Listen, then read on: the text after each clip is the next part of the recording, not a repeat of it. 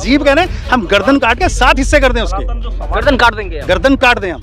लेकिन राम जी लाल सुमन कह रहे हैं कि मैदान खाली है, डरेंगे नहीं। नाम गलत ले रहे हैं, वो हराम जी लाल हैं, न कि राम जी लाल है। राम जी का नाम बदनाम ना करें। राम जी ने हमेशा सबके अस्तित्व की, सबके मान सम्मान की, सबकी रक्षा की है।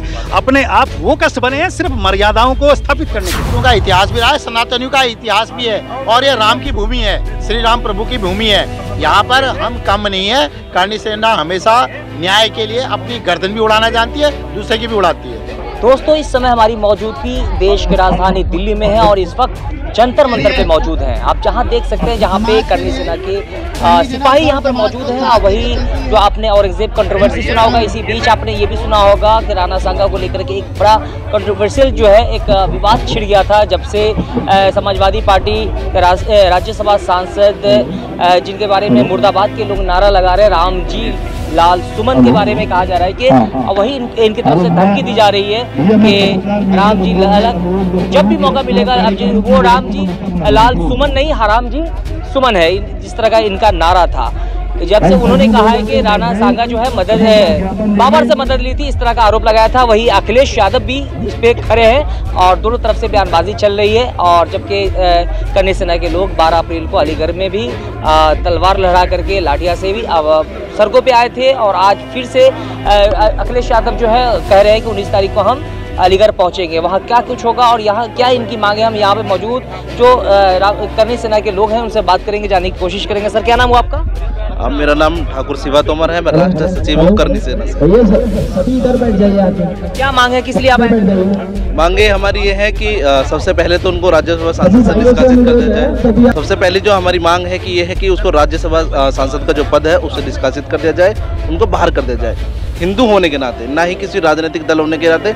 अगर मेरी जगह आप हिंदू होने के नाते आप भी इस बात को सोचेंगे तो आप भी यही सोचेंगे कि हमारे पूर्वजों को, हमारे भगवानों को यदि गाली दी जा रही है तो उसके साथ क्या होना चाहिए। इस बात की शर्म उनको खुद आनी चाहिए, अखिलेश यादव जी को, कि भाई आप किसी एक पार्टी से पार्टी विशेष समझ के एक चीज़ों को सोच के मत देखिए। आप देखिए कि आप भगवान को गाली दे रहे हैं। यदि कल को अगर हमारे राम जी जो भगवान है उनको ही लोग गाली देने लगे, उनको संदेहपूर्वक देखने लगे, आप समझ रहे हैं इन चीज़ों को। बस ये मेरा कहना चाहता हूँ। और राम जी लाल सुमन को करणी सेना अपने स्तर से जवाब दे देगी। और ऐसा बोलने वाले पहली बार राम जी लाल नहीं है, कितने लोगों का करणी सेना स्वयं इलाज कर सकते। लेकिन आप अभी अपने भाषण में स्पीच के दौरान कह रहे थे कि जहां प्रशासन का मतलब संरक्षण प्राप्त है, अगर वो हट जाए तो राजपूत की जो सेना है, अगर प्रशासन अपनी सिक्योरिटी हटा दे, प्रशासन अपने हाथ खड़े कर दे, हम प्रशासन का सम्मान करते हैं। किसी का दबाव नहीं है हमें, ना हम डरते, ना ही हमारे करणी सैनिक जेल जाने से। यानी कानून को अपने हाथ में लेंगे आप? कानून को हाथ में लेना, हमें कानून का सम्मान करते हैं। लेकिन अगर हमारे पिताजी, एक बात बताइए, कभी यदि कोई मेरे पिताजी को गाली दे दे तो क्या मैं ये सोचूंगा कि मेरे पिताजी को इसने प्रशासन को देखूंगा, कंप्लेंट होगी, FIR होगी। जो मेरे पिताजी को गाली देगा उसको गेट हुआ पकड़ लूंगा मिनट से पहले। और किसी ने वहां से पुकारा नहीं, और शायद मान नहीं सहेंगे, अपमान नहीं सहूंगा। मेरे पिताजी, मेरे पूर्वज, मेरे भगवान। और भी लोगों से बात करेंगे। सर, क्या नाम हुआ आपका? प्रकाश जी, अखिलेश यादव आज भी खड़े हैं, वो कहते हैं कि हम डरने वाले नहीं हैं। आप लोग जो है लगातार जो है उनके जो सांसद हैं उनके इस्तीफा की मांग कर रहे हैं। नहीं तो हम भी डरने वाले नहीं हैं, हम भी करणी सेना वाले हैं। हम कौन सा डरने वाले हैं? हम मैदान में झुकने वाले थोड़ी, हम तो झुकाने वाले में हैं।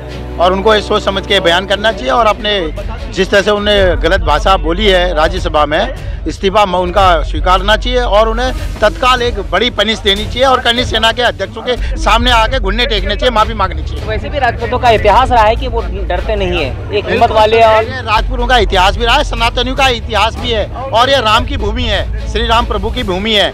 यहाँ पर हम कम नहीं है। करणी सेना हमेशा न्याय के लिए अपनी गर्दन भी उड़ाना जानती है, दूसरे की भी उड़ाती है। करणी सेना पे अक्सर आरोप लगा है कि वो सड़कों पे उतर करके उपद्रव मचाते हैं, इस तरह का आरोप। ये खाली झूठ बोला जाता है, ये राजनीतिक एक प्रोपेगेंडा चला जाता है। हम लोग तो हमेशा अपने भगवान को, आराध्या को, श्री राम प्रभु को जिससे मानते हैं उससे अपने सैनिकों को, करणी सेना को मानते हैं और सच्चाई के लिए काम करते हैं और जमीनी तय पे काम करते हैं। कभी किसी का इस तरह से आलोचना, कभी अभद्र भाषा का हम लोग टिप्पणी ना करते हैं, ना सहते हैं, सीधी सी बात।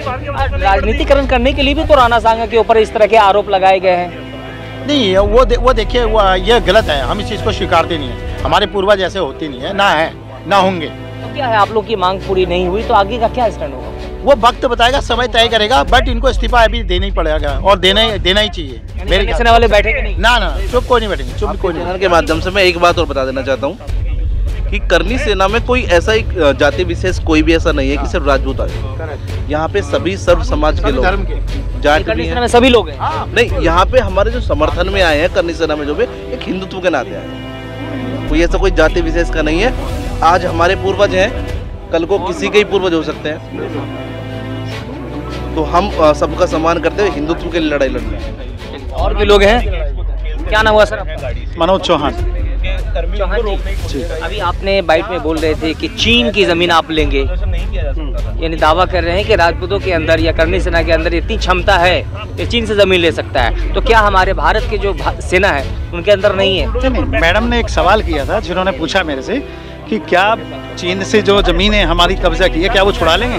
तो मैंने उनसे एक ही बात कही कि अगर हमारे पास आर्मी है तो वो ये काम आर्मी करेगी। अगर आर्मी नहीं करेगी, नहीं संभल रहा है किसी से, राजपूतों को दे दो। चक्रवर्ती शासन पहले भी किया, अभी भी कर लेंगे, तो छीनना तो पड़ेगा ना फिर। राजपूतों का पहले भी इतिहास रहा। मैं उसी बात को कह रहा हूँ कि हम लोग ऐसे हैं कि जो 80-80 घाव लेने के बाद, एक पाँव एक हाथ गंवाने के बाद, एक आंख न होने के बाद भी अगर युद्ध लड़ते हुए वीरगति को प्राप्त हुए तो वो खून है।